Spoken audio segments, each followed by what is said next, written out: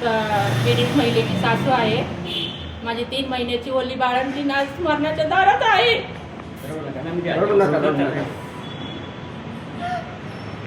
केवळ बिल्डरच्या निष्काळजीपणामुळे हा सगळा घोळ झालेला आहे. त्याने अजिबात लिफ्ट चांगली दिली नाही.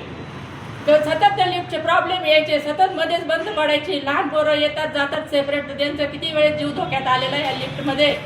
आणि काल शेवटची घटना म्हणजे 3ऱ्या मजल्यावरून माझी वल्ली बाळंतीन 3 महिन्याची 3 लेकरं घेऊन दांडीशी ती लिफ्ट खाली आली. आज जर तुझ्या जीवाला काही बरं वाईट झालं असतं, मी काय केलं असतं? लिफ्टची वेळोवेळी सर्व्हिसिंग होत होती का?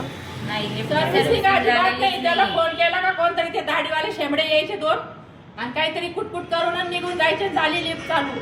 लिफ्ट वेळोवेळी बंद पडत होती तुमची? कायम बंद पडायची, कायम. तुम्ही वेळोवेळी बिल्डरला कंप्लेंट केली होती का या संदर्भात? सगळे फोन